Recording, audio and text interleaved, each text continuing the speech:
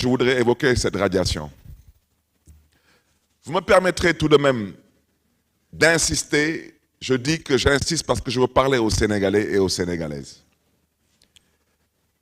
C'est pour vous dire que ce qui est en train de se tramer, ce n'est pas l'Assemblée nationale. Ce qui est en train de se tramer, c'est autre chose. Et ce autre chose-là, on y arrivera et on ne l'acceptera pas. Parce que dans la vie, toute chose a une fin. Et dans la vie, il faut savoir raison garder. Je le répète, le Sénégal est une république. Nous avons tous choisi de vivre en république. Ceux qui ont choisi de vivre dans autre chose, ça les engage. Je vais vous interpeller de la façon la plus simple possible. Si j'étais aujourd'hui élu président de la République du Sénégal, un député est élu, un président de la République est élu, est-ce que quelqu'un aujourd'hui oserait me déchoir de mon mandat de président de la République? C'est une question que je pose aux Sénégalaises et aux Sénégalais. C'est la même chose qui s'est produite avec l'Assemblée nationale. L'Assemblée nationale du Sénégal a un règlement intérieur.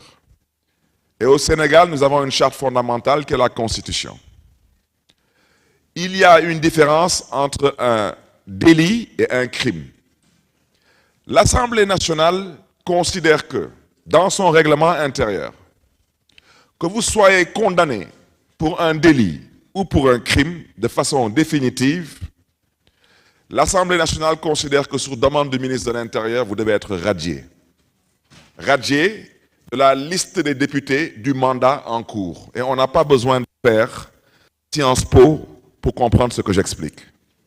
Maintenant, ceux qui sont de mauvaise foi et de mauvaise volonté, ils sont libres, mais à chacun son tour. Et franchement, pour ceux qui sont... Vous me permettrez de vous dire que, je le dis et je le répète, en toute humilité, je n'ai pas ma place dans cette Assemblée nationale du Sénégal, pour des raisons qui me sont propres. C'est tout. Maintenant, je vous poserai la même question. Comme le ministre de l'Intérieur dit que j'ai été condamné définitivement, je lui demande, est-ce que sur les 165 députés, est-ce que je suis le seul député à être condamné définitivement?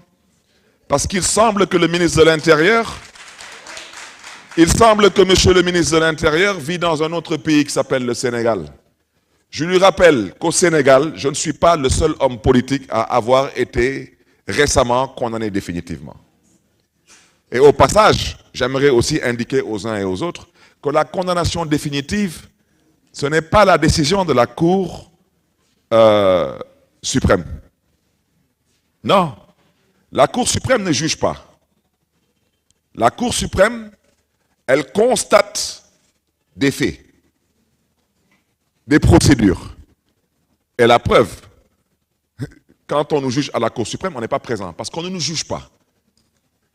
La condamnation définitive, elle intervient lors de la décision de la Cour d'appel. Alors, je rappelle que la Cour d'appel m'a condamné définitivement en 2017. 2017, on est en quelle année?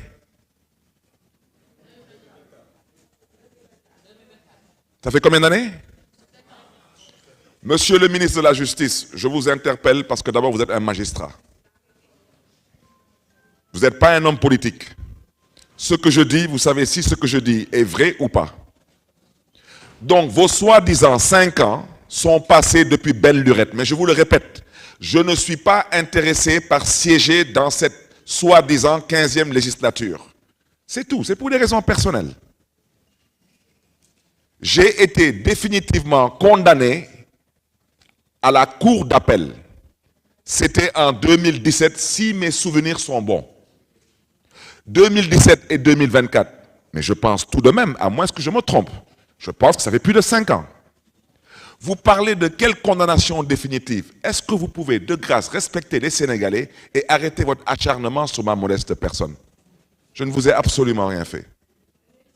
Et ce n'est pas parce que le prince a dit que vous, monsieur le ministre de la Justice, vous ne faites pas votre travail, mais que vous devez vous donner un spectacle. Je suis désolé, monsieur le ministre de la Justice. Vous avez été dans ce pays procureur de la République. Vous êtes magistrat Et vous connaissez très bien le dossier de la fusillade de Mermoz-Sacré-Cœur. Et vous savez très bien si on m'a provoqué ou pas. Maintenant, monsieur le ministre de la Justice, pendant qu'on y est, par respect à l'intelligence des Sénégalais, radiation pour radiation, je vous demande aussi de radier un autre député qui semblerait-il a déjà été définitivement aussi condamné. Sinon, c'est 2 poids, 2 mesures. Ça veut dire c'est la justice des vainqueurs. Et vous n'avez pas été élu pour ça. Ensuite, mais pendant qu'on y est, il y a des gens qui ont dit ici qu'ils vont abroger la loi d'amnistie. On est d'accord? Mais pendant qu'on y est, monsieur le ministre de la Justice, il faudra répondre aux Sénégalais le moment venu. Si on abroge la loi d'amnistie, l'actuel président de la République du Sénégal, il reste au palais ou il retourne en prison? Comme vous voulez prendre les Sénégalais pour des canards sauvages. Monsieur le ministre de la Justice, l'actuel soi-disant premier ministre du Sénégal, ou bien il retourne en tôle? Parce qu'ils sont sortis de prison à cause de cette loi d'amnistie. Si on abroge la loi d'amnistie, je vous pose seulement la question, il reste en poste ou il retourne en prison? Arrêtez de vous amuser avec l'intelligence des Sénégalais et surtout arrêtez de vous amuser avec la justice. On ne s'amuse pas avec la justice. C'est la raison pour laquelle vous me permettrez de dire que nous avons pris la décision de déposer un recours, pas pour retourner à l'Assemblée nationale, parce que j'ai déjà décidé que je ne siégerai pas dans cette 15e législature. Pour des raisons personnelles et par respect aux Sénégalaises et aux Sénégalais, je ne souhaiterais pas évoquer ces raisons. Mais nous voudrons aujourd'hui, à travers ce recours, que les Sénégalais puissent voir eux-mêmes si les tenants actuels du pouvoir sont des personnes sérieuses ou pas, des personnes de confiance ou pas, des personnes qui croient en l'état de droit ou pas.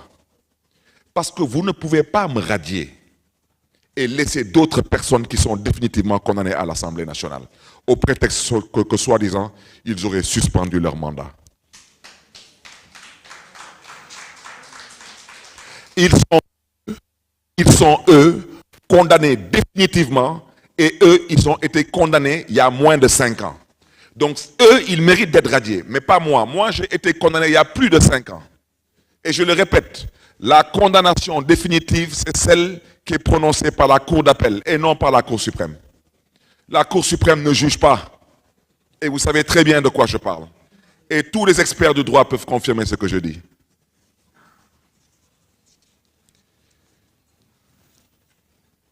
Je ne parlerai pas de la composition du bureau de l'Assemblée nationale pour dire que la décision du bureau de l'Assemblée nationale ne m'intéresse pas. Parce que je n'ai pas le temps de polémiquer sur des gens qui sont animés que de pouvoir plus ou moins exécuter des commandes politiques. Ici, à la mairie de Dakar, le maire de Dakar, il est élu au suffrage direct. Le président de l'Assemblée nationale du Sénégal n'est pas élu au suffrage direct. Quand le maire de Dakar est élu au suffrage direct, les autres membres du bureau sont élus au suffrage indirect. C'est pourquoi ici, le premier adjoint était un homme. Cette liste nous a dit ce n'est pas valable, vous devez le reprendre. Voici ce qui nous a poussé à reprendre la question du bureau municipal de la ville de Dakar. Alors, l'Assemblée nationale, qui est supposée être aujourd'hui le berceau de la vertu, eh bien, ils décident de violer la loi sur la parité. Et c'est eux-mêmes qui ont voté la loi sur la parité. Alors, vous voulez que je pense quoi de leur décision du bureau de l'Assemblée?